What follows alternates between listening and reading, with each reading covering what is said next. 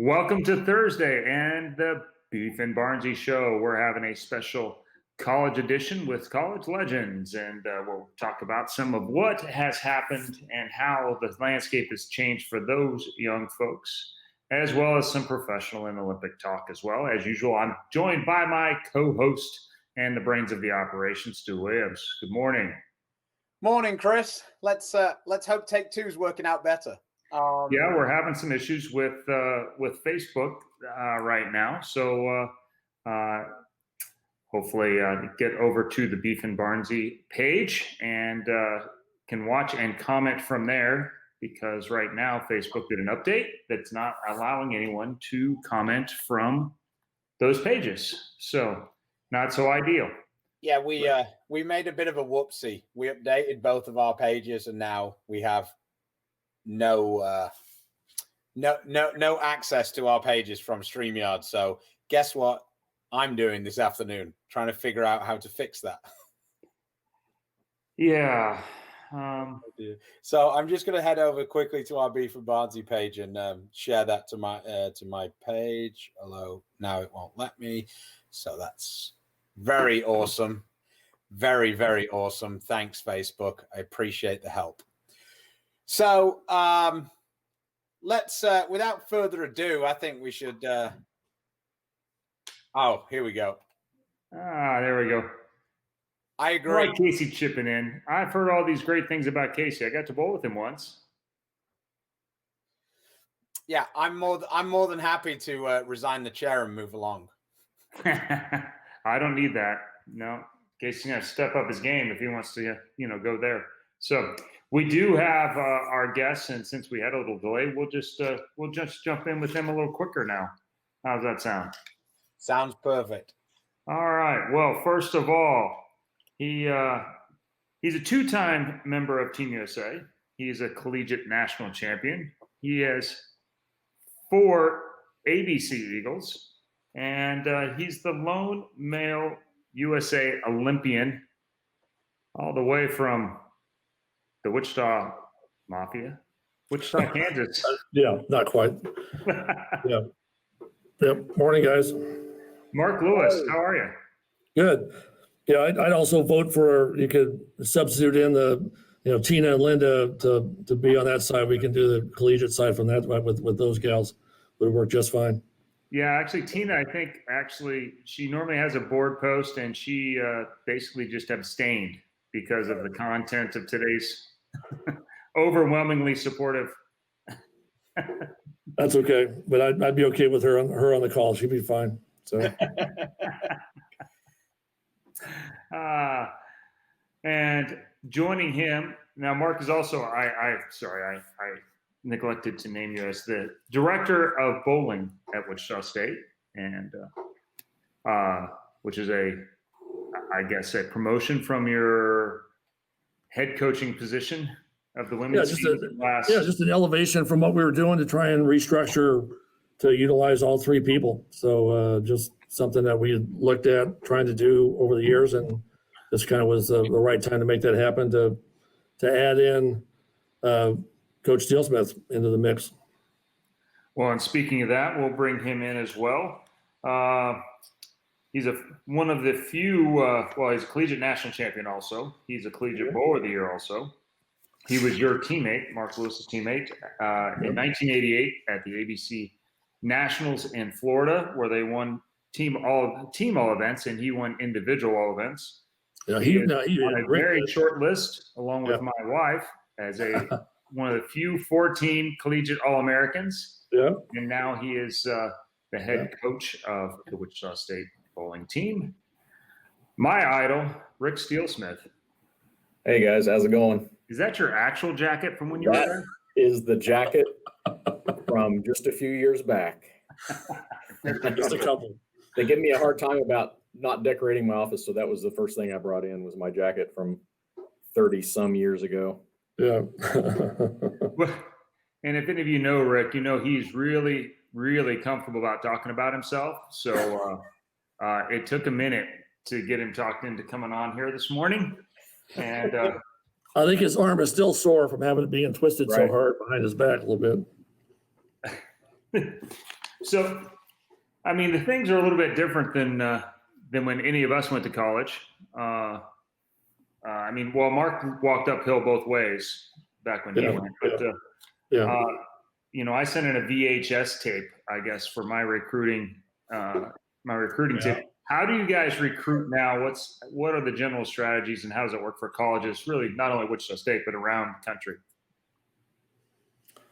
Well, I know a lot of that has shifted. Sure, I mean, but junior gold's a big piece of that because you actually have something nationally that you can get to see a bigger group of folks as opposed to just in the city or in around your state type thing. But so we do that obviously, and that's what most schools are doing as well. Some of those other locations that might be out there, but you know, still a lot of it is people that recruit us, and we'll have 100 kids or more every year that are, you know, sending us stuff, and they'll do it, sending clips, and it's all YouTube clips and video clips. It's not the sending the tapes, and it got to be CDs, and it got to be DVDs, and so yeah, we're getting, you know, video that way and comments that way, trying to just to see more people. And again, it still continues with just suggestions and just people talking to us, saying, hey, we saw this kid at this pro-am, or saw this kid doing, out across the country and across the globe for that matter, from some of our alums that go out there a lot of places. And that's, just using those resources that we've been able to have over the years. It's been really good. Well, it seems like the good news maybe for the bowlers in general is that there is a wider distribution of that talent. It doesn't all end up in a few places like it seemed to in the past, but from your viewpoint, that certainly has to make your jobs tougher. Well, it is. I think the depth is better too. I mean, we go back to how deep the talent pool is much deeper. It keeps getting deeper all the time. Going back, go back 20 years and what that was like, or 30 years, but even in the last 10 years, it keeps getting tougher and tougher. It's very deep, and and so they do spread out. It does get out, and it is tough. And there's there's programs out there that are growing and developing, and that makes the challenge that much tougher, trying to keep up and trying to chase after those people. So that's the way of the world. Will continue. That's going to work that same way. On the guy side, that's just an ongoing challenge. There's really good talent on the guy side across the country, that shows up every weekend at college events, and has for the last couple of years now. So, that'll continue. The women's just is a different dynamic because of the way the structure is right now. Makes it more challenging for programs to navigate that a little bit. Yeah, that was one of the first things I kind of noticed too when I first started last year was, and I've obviously seen some collegiate tournaments in the past from when I bowled 30 some years ago, but the depth is pretty crazy. There's a lot of good bowlers spread out across the country, and a lot of good bowling programs.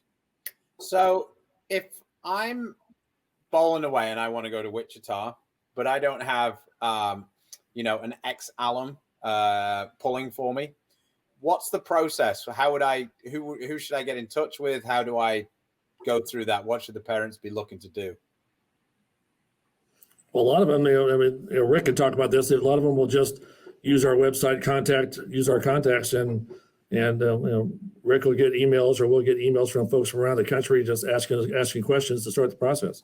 I mean, Rick, you've had some of those here in the last couple of weeks even, and we've been talking to folks. So you could address some of that too. Yeah, quite a few in the last 3 weeks, 4 weeks, looking ahead to next year. And again, they either off our website or any other way, they contact us through email, and then that kind of starts the process back and forth of sending them information and getting them started on not only the bowling side of it and what they need to do for the bowling program, but if they need some information on applying to Wichita State and that stuff too, we kind of help them with that process too. Okay, so with that all being said, if I have a son who's 15, say, what are the sort of tournaments and things that you guys would, I guess, tournament experience that you guys as a program would value most? Like, where would they, I guess the assets that the parents have, like time and money, where would that be best spent to give the kids the best opportunities? I think junior gold is probably the big one.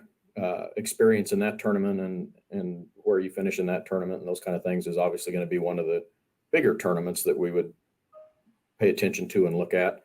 The SYCs, the Storm Youth Championships, good tournaments to draw good fields. Those fields are pretty strong with the young kids, and those kind of events too are things we'd look at. I guess the SYC is actually proven to be a pretty useful resource for you guys for scouting, because junior gold was only really once a year, whereas now you have a really deep field, from what I understand anyway. But Storm are running, 4, 5, 6 of those events a year. So that at least gives you, you can kind of rule out the guy having one good weekend or the girl having one good weekend. Now you can kind of see a broader spectrum, I guess. Yeah, I mean, the junior gold is such a challenge because it's thousands of people, and it's across, like you would expect, if it's at Indy, it's across Western Bowl or some large center in the Dallas-Fort Worth area, and you're looking at 60 lanes of kids, and that's just maybe 1/10 of the field in that one building, maybe something like that you might want to look at to try and see. So it's such a massive humanity that you walk through, you see one shot, right? You see 2 shots. Everybody looks great for 2 shots, but what's the next pattern? How do they handle this? So that makes it tough. And the SYCs and others like that. There's some other regional events. There's stuff in the Texas area that are really good, and places around the country that the same thing happens. But the field, it's a lot smaller. I mean, so SYCs maybe 100, 150, but the depth and the talent. The kids are still traveling. They're traveling across the country. It's amazing, how far people will travel to get to some of these events, to have that good competition. And you're bowling on tougher conditions. You're bowling on closer to sport patterns, maybe not all the way as flat as obviously we'll see collegiately. So they'll be a little softer, but so you get a chance to see them and on a variety of conditions too, and not have to chase them across and go to 4 different houses over the course of 2 or 3 days to try and junior gold and maybe see enough people and just, a chance to talk to somebody. Because that's the other challenge here. We're trying to talk to somebody and we've got 15 other people trying to talk to us. And we're looking at the quality kids in the field and trying to see if we can, just give them information and have them have a way to have contact with us moving forward. So that's just a tough challenge. Like events like that too. Go ahead. I was just going to say events like that too, from the bowler standpoint, that's going back to where we talked about the depth of collegiate bowling now. The young kids having the ability to go to those multiple tournaments throughout the year that are going to be strong fields on fairly demanding conditions, that builds them. And when they do come out of that and get ready for college, they're a lot more prepared for it. So, you're seeing kids come in as freshmen that are pretty talented bowlers with a lot of experience too. So, I mean, it's good from our standpoint on the recruiting side, but it's good from the bowler standpoint too, to where that, you can't match that experience. It's pretty awesome for them. True. Some of you guys are familiar with Charlie Tapp, says, "Hey guys, good seeing you." He's coaching up in Michigan. He's wanting to know what you think about, will there be a college season? Well, got crystal ball looking ahead toward January 1 when that's supposed to start, at least officially start USBC side. There's probably way too many variables at this point to try and get the crystal ball out and figure out what that is. I think that there's a chance. Yeah. So you're saying there's a chance. There's a chance, but if it is, what's it look like? It may change what that is and how does it operate? Because still everybody's concern is just the safety of everybody and making sure that we're not making things worse and putting more people at risk. So we'll see what that happens with those things and where those locations are, because I know there'll be a challenge for so many programs. And Charlie can probably talk to that too. That from the discussions we've had with the coaches, over the last number of months. It's a challenge on what schools will allow them to travel to, where they can go, how far away can they go, can they stay overnight, all those things that are out there.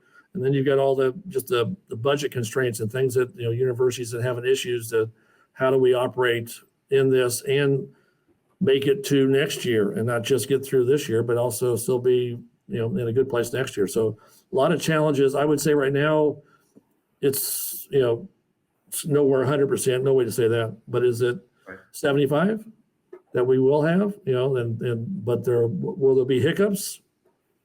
Yeah, we're seeing that already with everything. So I can't imagine that wouldn't come up, but we're still kind of waiting to see as we get closer, then we'll look a little more, but it's kind of hard to, like you guys, I'm sure too, your brain goes crazy thinking about everything and trying to figure it all out now. So we're just trying to make the next right choice and move forward and then take the next step. But we got our fingers crossed. We'd love to do it. Great. Obviously, and the players, we want them to have that opportunity to have the thing we got to with, Chris and Rick got to, and Tina's experience and Linda's experience and all that, and all those college players before. We want them to have that opportunity. From the coaching standpoint too, we make a plan A, B, C, D, and E, and then we end up finding out that we needed to have a F, G, H, I, and J also. It's pretty challenging, but you just got to go into everything with an open mind and know you're going to have to adapt and hoping that everything goes as close to planned as possible. Right. It sounded like you were describing one of my blocks at the World Series there.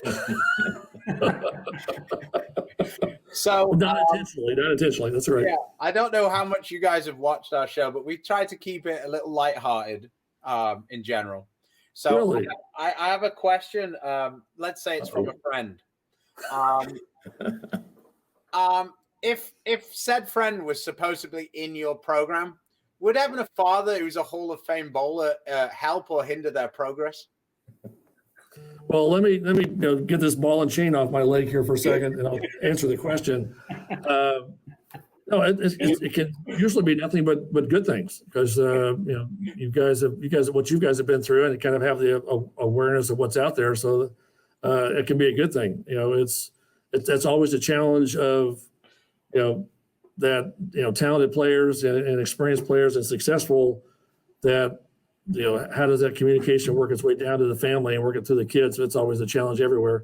So as long as they listen to the Hall of Fame mom more often, it works out better. That's always the better thing. So Linda's right on it with that one. So it's right where it's supposed to be. I fully expected the answer to be, well, it's about a 50-50 kind of thing. So yeah, and the good 50 is Linda. The bad 50 is listening to Chris. That's the deal. Again, that didn't need to be reiterated. Everyone That's already a given. That's a given. Right. You hear that, Ryan? You can't use Chris as an excuse. Oh yeah. Now we're coming in from the cheap seats. Ryan says for sure. Yeah. Yeah. It's not great timing for him. He's got about 3 more days before he has to come back here. Yeah. So we're from our program at Wichita State that we're closing down, and people will all go remote and go back home to try not to have people go home for Thanksgiving and come back. And other schools are kind of looking at the same thing. And then our process moving forward is we don't get back together until February. So we will start back. School will start back February. And you were good enough, Linda. It's okay. We'll have that. So there's an extended time frame here. So hopefully we can cross our fingers and things settle down so we can, have everything move forward the way we hope it will, starting in February for us. Going back to what Linda said, when I was in high school, I had this imaginary thing in my head that all these college programs had recruiting budgets and they were going out to see these. And well, certainly not way back then. There wasn't those kind of things. So there's no way to even really know about a player from California at the time. Now it's a little bit easier, but it's still, like I said, the cluster events are the only way to really get yourself seen, whether it's the Combine or SYC or Junior Gold, those kind of things. Oh, come on, Tina. No. Okay. My wife said, no, it was more fun beating them. Until we didn't when it mattered. Well, of course, they beat the crap out of us a lot. They had really good teams for a lot of years. They were really strong. They were the people that kind of bump against all the time. So they had great teams, a lot of years. The one. All right, let's. As an international person, player, whatever. If someone was to reach out to you guys, would you be able to give them a like a ballpark figure, like an understanding of the costs associated with it and what they would be in for if they were to just reach out? Sure. That's what's in there as far as what our cost of attendance would be, what some of those things might be out front. Just the different hoops that international players are. It's a bigger challenge. There's a lot more things they have to go through to make that work. So we would help them walk through that. Also, make sure they're in contact with the international missions on campus. They help them with each depending on which country. Each one's a little different. What's requirements coming from different countries would help with that process too. So yeah, they'd have a number of what that would be like, what the cost would be for them coming in, and what they're looking at. And we deal with that all the time. That's something we want to try and help people through that, even to the point of messing with kids from camp we've had. So we get Raymond and Richie Teese guys and kids that have been to Wichita, been part of camp, and kids we've had from around different spots. So trying to help as much as we can, and then it's always a challenge. It's just international. It can be hard. There's just so much to try and take care of for a lot of them from different countries. Absolutely. Now it's a complete mess with travel restrictions and everything else. But absolutely, yeah. This is probably a question that's really good for Rick, because what have you done from a coaching perspective to be able to learn to train the two-handed bowlers? Has this been a huge change for you? Are you seeing women use the two-handed or just men? I personally haven't seen very many women. I've seen a few. Again, I think that'll probably continue to grow just as it did with the men. So I think in the years to come, we'll see more of it. I got introduced to the two-handed game as a coach when I, previous to my coaching experience here starting last year. Yeah, I mean, I still think there's similarities. You're still looking for some of the same things. They do have some of the fundamentals are a little bit different, but a lot of it still traces back to, timing and swing plane and all the things, footwork and all those things. Again, they may be a little different than the one-handed game, but it still traces back to the same things. From a person who did a lot of lessons, you had a lot of, because kind of you were the resident pro, I guess, for the centers up in Wichita. How has the transition been from dealing with people on like a much broader spectrum of players and dealing with them less often to now dealing with a more elite group of players, but dealing with those like on a day-to-day basis? How's that been a change in mindset for you? Because it has been. It's quite a bit different because previously most of my clients were high school bowlers, and a lot of those were bowlers that were just starting. I had quite a few that they didn't bowl at all until they signed up in their freshman year. So a lot of my teaching there was a little more of a player learning how to bowl and teaching them to actually, this is what we need to do for the approach. This is what we need to do from a release standpoint, trying to teach them those things. Obviously here with the players here, it's that plus a lot more of lane play and a lot more of throwing some mental game stuff in there also, and physical game sides, kind of more maintenance and touching up and maybe a little thing here, a little thing there. Whereas before it was really a bulk of what I did was teaching young bowlers just how to bowl in general and get them to develop that physical game and repeating shots to a point where they could compete in their high school tournaments. So the other part of that, Stu, though, if I'd add to that, because we kind of both went through this, and Rick really hasn't got to this point yet, but you're seeing the change is also you're helping the kids through that high school side, but then you get some of these, like you said, the elite players that get into here, and it gets to be it's versatility skills, it's tournament skills, and things that apply in those situations, and you get to start to actually come back from an event and really be able to, okay, here's things to work on. Here's some stuff that you missed, or here's what other people were having success with. And you can then look at versatility and adjust and see those players over time progress through that and actually have that weekly, daily, almost, 4 or 5 times a week, you're interacting with those guys and having some impact, as opposed to, here's a lesson, and they may not touch the ball before they come back to the next lesson, which happens a lot, especially some of those newer kids. And so you really don't progress a lot, but you can see these guys, they're more motivated. They're trying to develop, and so that they've got more drive to try and get there. So you really can have an impact on guys and guys and gals both that moving forward from that side. The other thing, kind of going back to your two-handed, we are seeing some more. Some girls are coming. I think you guys are out there and seeing. We're seeing through SYC and Junior Gold. You're seeing some of those younger girls that are using it and are that's coming. So I think you're going to see more coming around the corner here pretty soon. That as they grow up, because we're seeing that happen already. Then some starting to show up that are getting close to being able to do it at a higher level on a tougher condition. We'll see how that develops, but that's exciting to see coming. So I have one. This is kind of a sports analogy type of thing. So college football is kind of its main reason for existence, apart from the NCAA making a boatload of money, is for the NFL draft. So the game adapts as the NFL adapts. Like a lot of the, like the schools who aren't playing more NFL systems aren't really getting as many people drafted. Bear with me with this.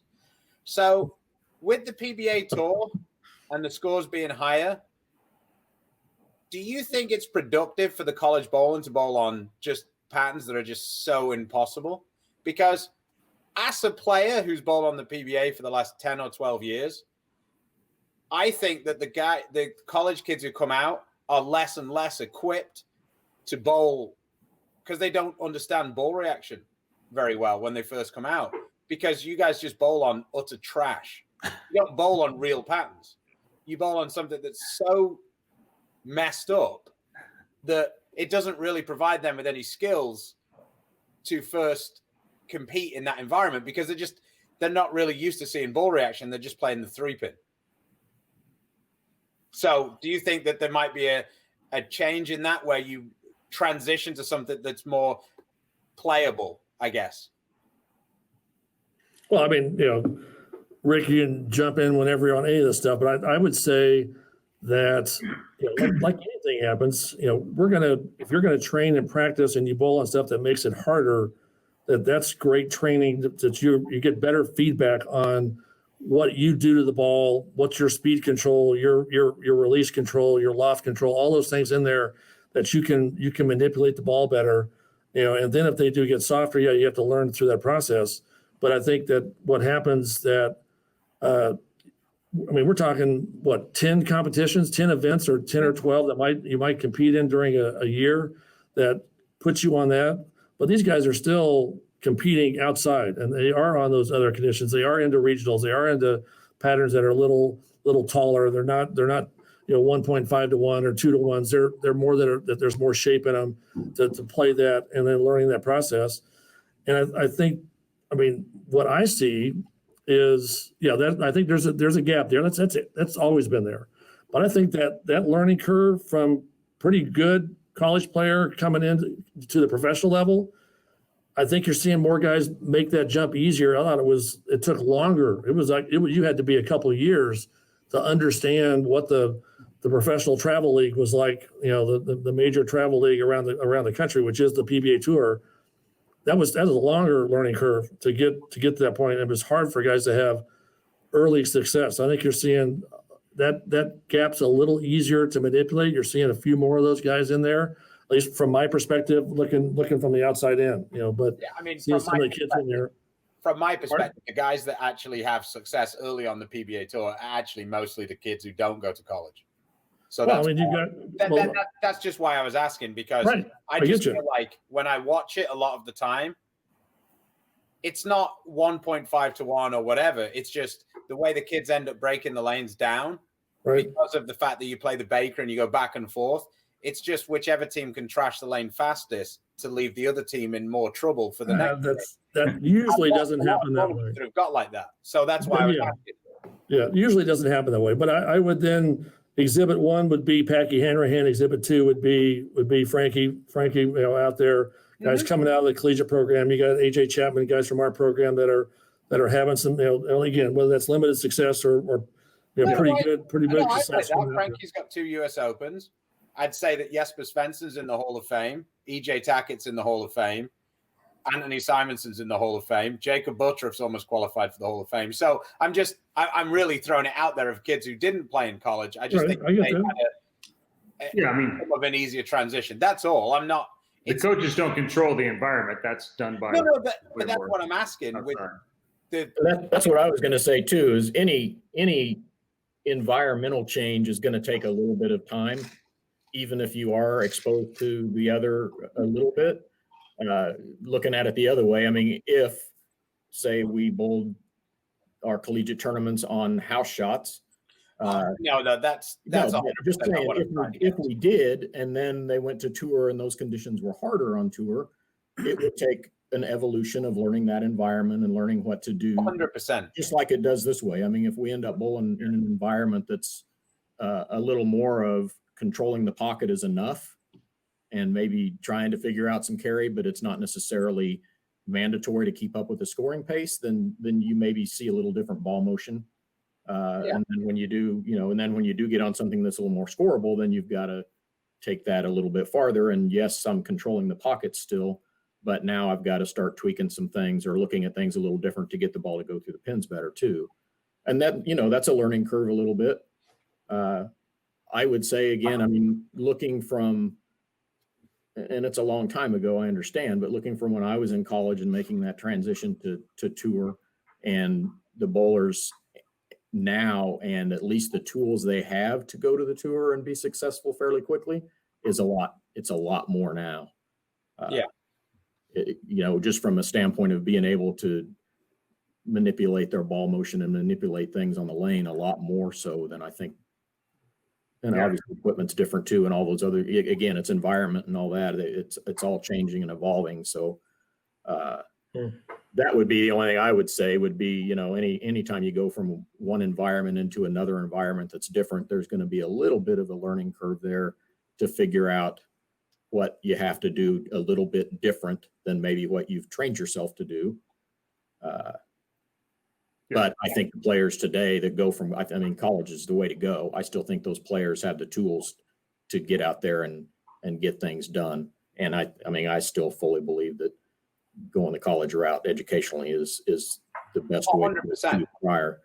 But I think the, from the bowling standpoint, I think they learn a lot from just a general understanding of every facet of the game, and they are a lot more prepared to at least experience success a little bit quicker nowadays. But again, too, from my days too, I would say the tours probably, I don't bowl out there anymore, but it's got to follow the same things. I would assume that it's a lot more competitive out there from a talent standpoint and depth through the fields than it used to be too.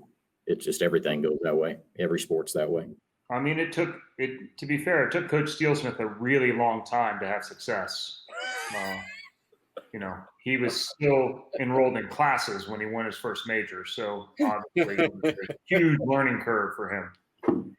For me, it was about 10 years later before I actually, did it. But all kidding aside, though, I do think that it's much easier to open up lanes and figure out how things happen on tour than it is to go. When I bowled, it was virtually house shots, and I was pretty good on that. To become a better shot maker, I think, is a much longer process than become better at opening lanes up. And Prather may be the ultimate example of somebody who was pretty good at making shots, but took a while to figure out a trick that let him open up the lanes enough. But once he did. Which team is Prather on? I'm confused. Is he on my team or is he on Mark's team? Because he kind of went to college, but we don't really count it, do we? He spent enough time there to be considered a college player. Let's just call it that. Yeah. So it fits both ways. And I think too, and again, I'm not out on tour now to experience it personally, but is it maybe a little higher scoring pace? Yeah. But is it still different than what they might see when they go bowl other things as far as oil down lane and things? I think what's that? It's not North Rock. Yeah, it's I think it's what it's always been. It's the challenge is moving as you move up. it's how do you control the break point, and that it shows up a lot where, and you guys have gone through the evolution of different oils and different people who are handling lane maintenance over the years and things that it makes it trickier to to where's the right place, where's the right distance on these patterns and surfaces that you guys are on, that gets to be that learning curve you're trying to pick up on. That if you're in collegiately, you maybe are rolling it and controlling the pocket more, but maybe not maximizing the strike potential and need to do that because you got, again, a pretty deep field out there that are going to be able to knock all 10 down that you got to try and keep pace. Makes the challenge. Okay, we've got a question that's way more challenging than anything I've posed. Uh-oh. It's actually not. No, I don't. Do you think the NCAA will make men's bowling an official sport like on the women's side? And the answer is pretty unequivocally no. Unless men's football goes away completely and they need more men's sports to match up. That's probably not going to happen. Yeah, that's all about Title IX side and all about trying to make it fit. Oh, sure. Bring in the San Jose shirt. Thank you. Bring the jacket in. There you go. Challenge Rick. I'd like to see Rick trying to fit in his college. Nice. Well done. I will do that. There we go. There's Raymond. Rick's not modeling his either. Rick's not modeling his jacket either, so we'll see. That little medium thing that I could wear back then, that's going to be fat guy in a little coat if I try and put mine on. Yeah, this thing here is not going to fit me anymore either. That was about 50 pounds ago. Yeah, we won't get Tina's jacket over for Stu. We won't worry about that one. So that's probably not going to happen. So, Mark, I think you have a very unique perspective, and we can move on a little bit. But as the only, at least from the USA, male player that bowled in the Olympics, there's this huge push to be there. What was that like? If you at the time, what was that like? I'd like to. Yeah, I mean, that was, there was a big push from, again, both organizations at the time, ABC, WABC, and the support of how they, at the time, tied in. Brunswick was involved with Team USA, and a big push and a big promotional and trying to do everything they could with talking to IOC members and talking to around the world, doing it from that side to trying to get to that status and get to that level, and a long, years and years and years of effort put in by a lot of people, and just, kind of talked about it, and kind of things keep popping up all the time, but just the different things with, having some type of exhibition in Atlanta at the 96 games and stuff in Barcelona. And so it went on for a long time trying to help push and promote, to show the base that bowling has around the world and the number of countries that compete at an elite level. And initially it was the concern about things that have changed since then, which is, hey, you don't have professionals in here. You haven't opened it up that, it was at that point where, hockey and basketball and those kind of sports that started to shift to where it was everybody. It wasn't just limited to a true amateur side. So that was part of the hang up too, that kind of got to there. And then there's always been this concern of, well, the U.S. just dominates so much, and it's not really fair. That window's closing and getting smaller too. I mean, you got a lot of sports, a lot of countries around the world that are very talented, and if you're only talking about the small number you need to field a quality team, or to win medals in singles and doubles. I mean, you guys can look at world championship events and events around the world over the last number of years. That's a smaller window. That's more challenging to get through all those. So it was a huge push, and I just happened to be there at the right time, when all that happened, and the right things fall into place to, kind of be on that train and exhibitions around the country and away from home 100 days out of the year, which is nothing for you guys for a normal working stiff that, gone 100 days in the middle of a year to try and promote and get out and do stuff for Team USA and bowling was, amazing. So speaking of that, back in the day, used to do exhibitions with Brunswick with Mark Roth. What's your best story or best recollection of those days? Oh my. Well, there's a couple of those, because Roth actually would then be in the stands when we were bowling the TV roll-off stuff. They did that because of his Brunswick tie, you know. But we did those, and we had one. It was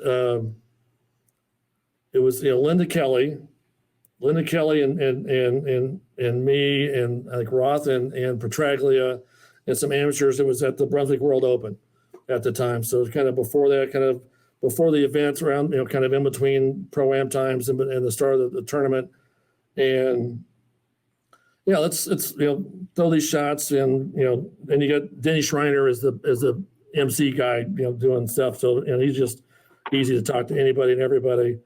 And let's give away this and give away that. So okay, we give away free balls and ask the crowd and say, well, okay, I'm the next person up. So okay, he's got a strike and you can win a ball. And the guy said, no, I'll say he isn't going to strike. So okay, and so if I do, it goes to the gal. So I'm just trying to throw it straight and keep it on the lane and get it to the hip in on, this is 88. So balls are a little, it's back to the ESPN Classic days almost, where balls are going, they're covering 2 or 3 boards. Like you do now, is that what you're saying? What? Yeah, like mine do now. Yeah, right. Thank you for sharing that. I'm covering this much now, so I got 4 boards to cover, it's not just 2. Yeah, and so I can strike on that and do that. And just those exhibitions were really cool, and different people and different events, either before PBA events or different promotional things around the country, and TV stuff that was going on was just exciting to talk about bowling and talk about a chance at the Olympic Games and actually just get luck the last couple of hours of the day before the start of the Olympics to actually walk in the opening ceremonies, which was just by random chance that worked out and made that happen. So just at the right place at the right time and get a few pins to fall over that made things work out. You're being very humble there, Mark. That's not the deal for this show. No, that's the truth. I mean, and Chris and Rick were kind of around that time and understand that I'm just bowling league. And Rick has such a great year in '87 and does all the stuff in Helsinki and just had an unbelievable year with the Masters and all that. Just had a great run, and we're bowling on the same team in the league. And so it kind of motivates me to go, well, gee, I can get after this and see if I can. This is back at Sky Bowl. That's a place that's not around at the moment anymore, and trying to I'm going to try to see if I can out-average this guy. Actually, yeah, Lonnie Walchuk's dad's place. Yeah. So I'm trying to just, can I keep up with this guy just to try and challenge myself, and that works into try out for the local level, state level, regional level. That was back to qualifying process for Team USA back in the day, and actually get to those national finals and make that happen, which was Taylor Bowl, one of the old tour stops, and Thunder Bowl up in the Detroit area, and Allen. So just those kind of things that I was just averaging whatever in league and bowling stuff, and all this stuff just fell into place, and I was fortunate to be part of that group. And then that was when ABC tournaments and stuff came around that time frame of chance to get around and go to the training center and spend some time with Fred Borden and do some stuff that way. That just exploded stuff from that point on. But before that, that's where that was. Now, Rick got a chance to bowl in I think is one of the best environments probably anywhere in the world, probably one of the best arenas there in Tally Bowl. It was a long time later, but at the FIQs, it's a bowl that's it's made for spectators, concrete stands back behind there, kind of like T-Bird, I guess. It would be the closest thing around Wichita for sure. But what was that like? And knowing now, like I do, how strong the Finnish culture is around bowling and the depth there. What was it like bowling in that event? It was pretty incredible. I mean, I remember when we walked into Tally Bowl the first time and just looking around going, holy cow, look at this place. This place is amazing. You just don't see that. You don't see anything like that anywhere. So I just remember just kind of walking around, just checking things out and going, man, this is the way it should be done. This is awesome. And then, from the support from the fan side, I mean, they had a lot of big crowds there that week, and it was, it's one of those times in your life you don't forget. That's for sure.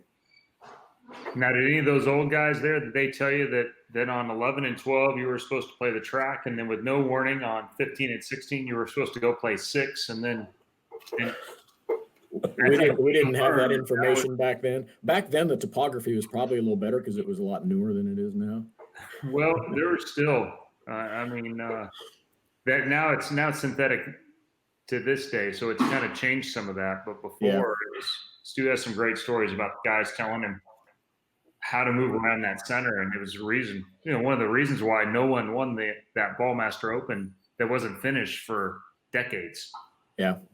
The guys knowing where to play the dartboards and trying to play where the little creases were at, and all those different, Literally, the Bo Burton stuff was in play in that building, maybe as much as any place I've ever been to. Yeah, and of course, you got the book on that. That'd be something that expect Chris to have the book on what's going Shockingly, on. they weren't into sharing any of that information with me, and so. What they did with Stu? Well, they realized early on that it was just they were throwing a crumb to a homeless man.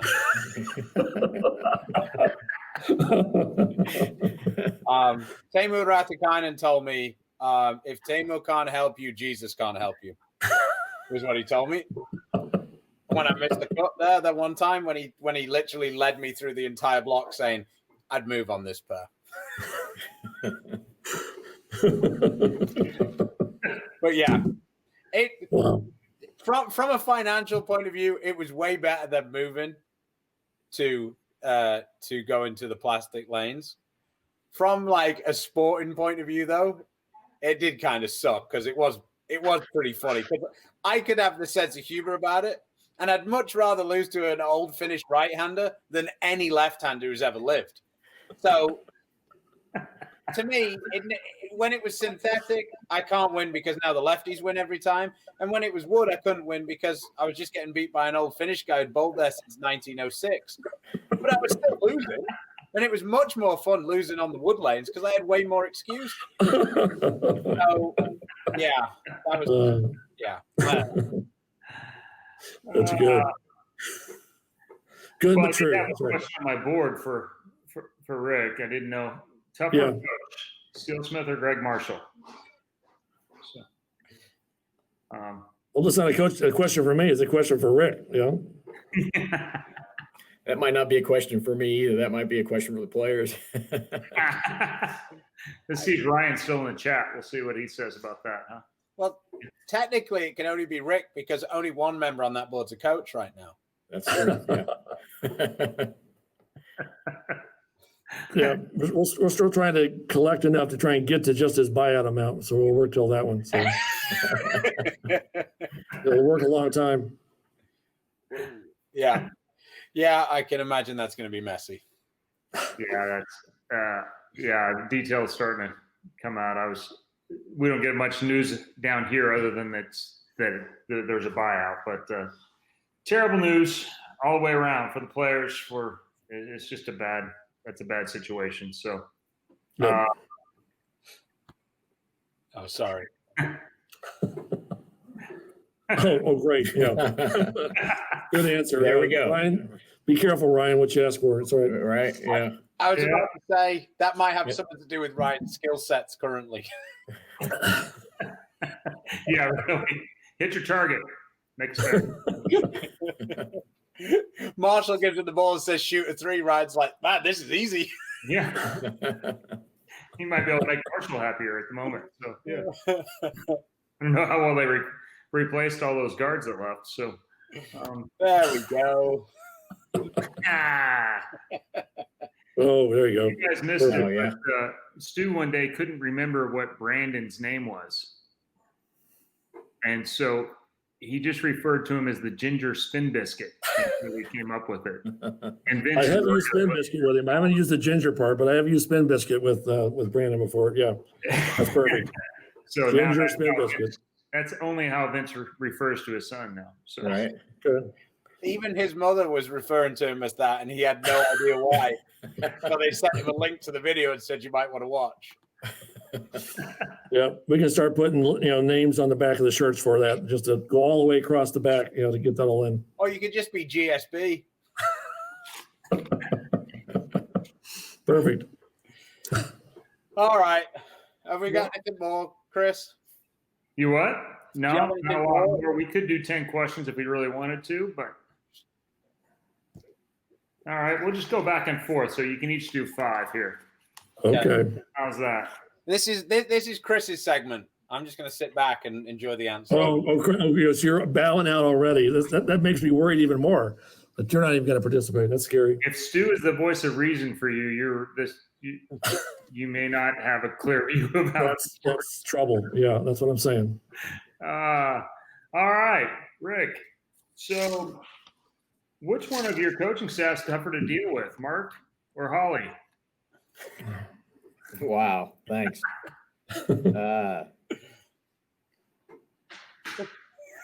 Yeah, I would have to probably go with Mark. He's older. I mean, I'm kind of like him too. We're both old, and when you get old, you get grumpy and put the grin hat on every once in a while. Here we go. It's all out there now. All right. Yeah. Thank you. Thank you very much. Okay. I don't know how many times he's told me to get off his yard. Get off my yard. Be all right if you just mow it, right? Yeah, that's fine.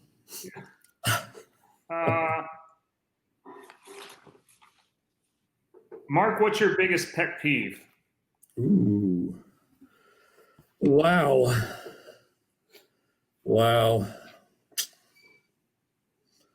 I don't know. Just the typical, is just trying to players to shoot and practice more spare shots.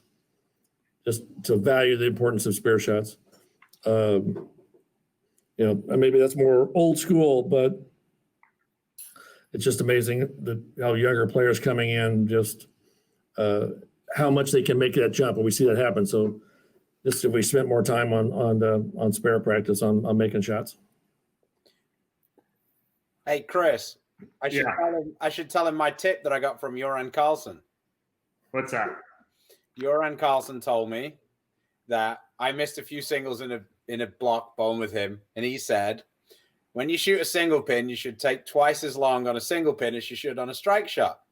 And I looked at him like he was insane, and I said, why? And he goes, because you need to throw 2 strikes to get back that single pin you just missed. There you go. Usually the advice I give, we see these kids all the time that just throw rockets at spares. They take their time and hook the ball for strike balls, and they'll just chuck it so hard. Said, if you're throwing it so hard, it just means you're going to miss it faster. So, what are you doing? To be fair, though, if you were a Latin American Wichita State bowler, twice as long would have meant you would have never finished a block. And neither would have to field, too. Yeah, right? Oh, Nathan. Nathan's not Latin American, but he does qualify for sure. Yeah, as did Healy and Lonnie and Rocio and Clara and there was a little bit of an issue for a while. I think it's gotten better. I was about to say, I was sure his pet peeve wasn't going to be slow bowling. Mark actually bowls very quickly. So does Rick. Yeah, for Chris, use a shot clock. I have been known to block a number of times in my career, but not about slow, but just maybe it took 2 shots to get one off my hand. Maybe that's half movement. Oh, so is it you who taught Sean? I believe he probably saw me do it too many times around in league, potentially that made him think it was okay. Yeah, so sorry. Bowling world, I'm sorry. So apologize. Let's see. Both of you, if you could only throw one ball the rest of your life, what was your favorite one that you'd like to throw? Ooh. Wow. Rick, you want first dibs on that one? That's tough because I've got to go all the way back to like the wooden balls, and I've got all these transitions to go through in equipment. Back to the stone ones. Okay. Mark Lewis, I think, was an eyeball. That's right. When I came to college, I put him in league. So, I mean, I got to go back to the good old days and the black U-dot. Obviously, nowadays that's not going to match up to what we bowl on. That's actually when I first knew the difference between you and me, because you were throwing those factory shine black U-dots, and I went, wow, that thing must be amazing. I threw it, and it wasn't very amazing when I threw it. Unless we got different ones. Pretty amazing what you did. Chris's would have been the blue dot. That would have been a blue dot back in the day. Was throwing that all the time everywhere. Well, I could throw it, but it didn't look like that. It didn't look like what he was doing either. Well, I don't know. I mean, yeah, you go back to some bleeder yellow dots, would have been back, or an early crown jewel, kind of grayish, blended kind of crown jewel. That was a good one. That'd be tough between those two, and then next evolution and kind of a some Brunswick fuse, red fuse, or something that way. That was Mike Fine jumping in here today too. oh, see, yellow wow. dots. Okay, but okay. Then but the Coach Fine, formerly Coach Fine at the University of Kansas, that's back when Gordon Vatican and I we were trying to travel there, and nobody could get the ball to hook an inch. It was like oil 60 feet to the pit, and just probably if they could count mills, it would be counted by gallons and not by mills. It was that much oil on the lane, and we're trying to cut grooves in the ball and engrave lines to try and get the tire tracks like you'd have to try and get it to pick up. It still would go dead straight because it was just dead 60 feet of oil. So that's back to Mike Fine, Coach Fine's time. So yellow dots, but it would be white dots trying to get them to hook, before putting them in a bucket. Okay, moving on. This is supposed to be quick answers. We're saying. And I think it's about the questions. Well, Tina's The only time I never got to coach either one of these guys, so I don't, well, it's not even coaching, but I get to direct for a minute. yeah, Tina says she's sure ready for the follow West Texas episode. She's got Scruggs on the phone. I'm sure. Talk about all the successes. It will be a quick show. So. Wow. Ooh. Yikes. We have to see if McDowell and Jurek are still on social media. Ooh, I can imagine that the board's going to take its revenge on Tuesday. I have no doubts. So if you two could give yourself your own nickname, what would it be? Rick first.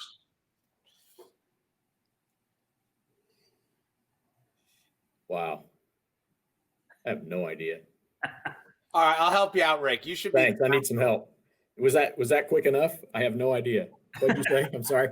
I think you should be the natural. Ooh. That would be You good. haven't seen me bowl lately. There ain't nothing natural about it. It's okay.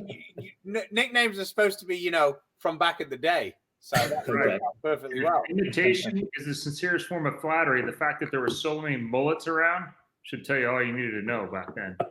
Yeah. Yeah. Wasn't because we were hockey players.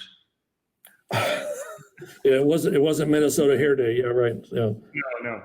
Mark, what nickname would you give yourself?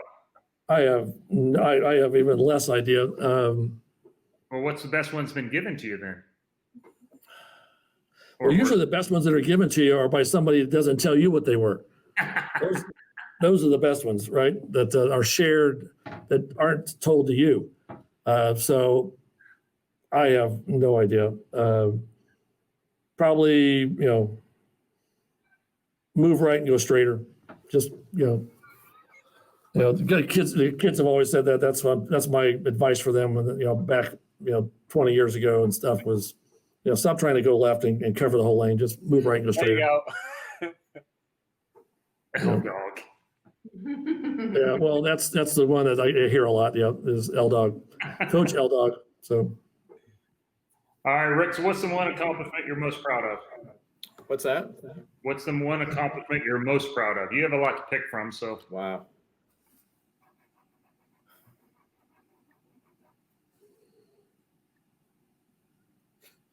Right. Probably the USBC Hall of Fame, just because it covers some of those other highlights that would be an answer to that same question. Class of 2013. Class of 2013, I'm hearing from over here. Right? Yep. So, yeah. Well, the best class ever. Is that what it's supposed to be? Yeah, see, that's what I thought you said. Let's see, Mark. Most you've gambled on one game. On one game. Boy, Not much in comparison to any of you three guys. It just, didn't do that. It wasn't around that. I don't know. It probably, $100 or $200 probably was the max, something like that. Biggest mistake on social media? Me? Yeah. I'm not on much. Being on it in the first place? Joining? Yeah, right. I don't know how to use it. So Yeah. Right. Yeah. One shot you'd like back? Me? Yeah.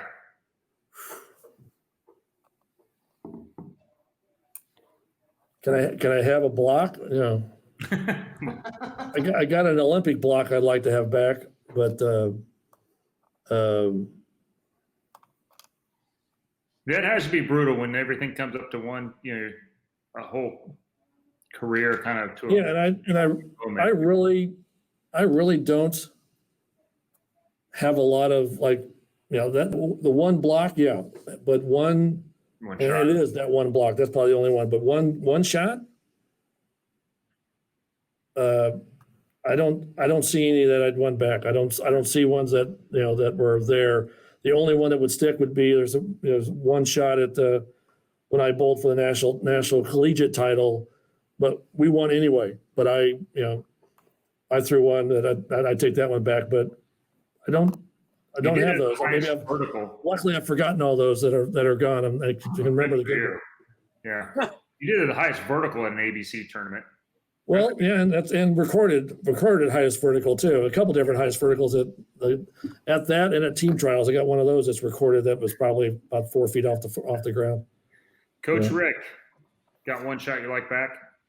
I mean, yeah, I can think of one that kind of jumps into my head would be my first telecast as a PBA member in Florida, throwing a wine UDOT, and I needed a strike to win, and I messenger 10'd, and the messenger got blocked by the 6-pin lane in the gutter. So I don't necessarily, I threw it okay, but I'd like to have that chance back again because that was pretty hard. That's brutal. I got to say, your shot you'd like back is a whole lot better than most of the ones I'd like back. Yeah. Yeah, yours had a chance. You got. I remember that. We were all watching that one, and that was like, oh. Yeah. And mine are more like, oh God. It was his was after it hit the pins, and the other ones are the ones like, oh, wait a minute, I didn't even get. I didn't have to watch them past the arrows. You're like, yeah. I don't know. When Baker described his shot, he said he got back and looked up and he went, "What just happened?" I have no memory of going through that shot. He was just looking at 1, 2, 4 or whatever it was that he left. He said it was awful, and he just got back to where he was to shoot the spare, and he looked up and he goes, "I don't even remember walking up to the foul line." Yeah. So, yeah, we've all been there. Yeah. For sure. The fact that it's hard to come up with one is more impressive because we don't seem to have any problems coming. We're just picking from them. Yeah. Which one hurt the most? I'm just not trying not to live there. I'm trying, to try and just kind of push it behind me and stay, present and looking forward. And so, and that's the sign of age. Maybe just my memory's gone. I don't remember all those. That's what it is. I'm getting better as I get older too. So that's definitely my issue. What's the one shot you'd like to replay in your mind forever? Rick, we tag that one first. I think the Collegiate Nationals when we won in '87, just throw the shots in the 10th there. Those, as far as like pure euphoria, that stands out above all of them. You struck out to win, right? I think I at least doubled. I can't remember what. Yeah, I watched that game and I knew you guys won, and a significant portion through that, I was like, did they lie to me? Yeah, and scoring pace that year was pretty low too. So, and you were born with a broken toe at the same time, right? Not at that one. That was the year before. The year before. Wow. Yeah. but yeah, I mean, that shot, I wouldn't mind living that shot and that feeling with my teammates. I could live with that one the rest of my life. Yep. Mark? Probably pick any one of the shots kind of coming down the stretch in game 3 at the ABC tournament in Wichita when we were trying to post a number that ended up being a record number at the time, and kind of that whole experience in Wichita with the bleachers full, just because we were there, and it's a opening kind of deal in the afternoon, and it's a local squad, and just the all the buzz around it was pretty special to kind of that time. But again, that's that in the verticals and that jumps in there, just pretty cool moment. For sure. I guess of the one you'd like to take back, it would probably be whatever shot you took at AJ's Sports Grill in the basketball arena. Yeah, I was trying to guard a little too aggressively, and trying to go sideways to stay in front of somebody, and my foot stopped and my knee kept going, and yeah, so I christened AJ's little basketball court with some knee surgery. So that was good. I take that one back, and that's why the court is no longer there either. That's right. Yeah. Well, we've had a pretty good run here. We're over an hour already, so we've taken up more time than we intended to. If anything else you guys like to say or think? No, I just say, thanks to you guys for stuff you do. These things are really good. It's good to, and all the people you guys have talked to are, and taking advantage of this time is really good with the strange different perspectives here between the two of you too. But it's really been good to try and do that, and always good to kind of talk about things that are current, but also just a little bit of history lessons are out there, so we don't lose that as we move forward. Thank you. Totally agree. Definitely. Man of any words. Exactly. That's me. You said keep the answer short today than you might have hoped for. You said keep the answer short. That's my special. Say whatever you want again. So Well, I think it's also the jacket speaks for itself. It doesn't. That's more words than probably he's going to say. Well, I'm heading my way up to you guys here later on. I'm going to drop off a bunch of bowling balls for guys to experiment with. So awesome. Travel safe. We'll try and do that. Yeah. You guys be safe. Families be safe. Say hi to everybody. So hi, Tina. Thanks. We'll look forward to the Buffalo show. Short and sweet. Yeah. No. There's more there than just short and sweet. There's a lot more history there. Scroggins brothers. There's a lot of good guys that bowled there. I don't know. Again, and women on the women's side. Yeah. Too. I really want to dig down into the League Bowling 101 with the Scroggins brothers. That's my niche. Ooh, that's your sweet spot you're looking for? Oh yeah. Okay. We can sit here talking about averaging 254 and how it's difficult to get over that number, and Chris is just looking at you like, I don't even shoot 254s. Yeah, that's right. That'd be good. Bowler. All right. Well, I do want to give one shout out. The former proprietor at Thunderbird Bowl, Jody Bartman, they had youth scholarship tournaments and they had money left over in their account. Obviously, they can't have a tournament anymore, and they passed that along. And then through Sean, who also was not able to have his this year, and they passed the money that was in that account to our youth Thanksgiving tournament here in a couple of weeks. And so I wanted to properly thank them as publicly as we can for that generosity and for helping out a lot of kids down here, and a lot of them end up there with you. So that's good.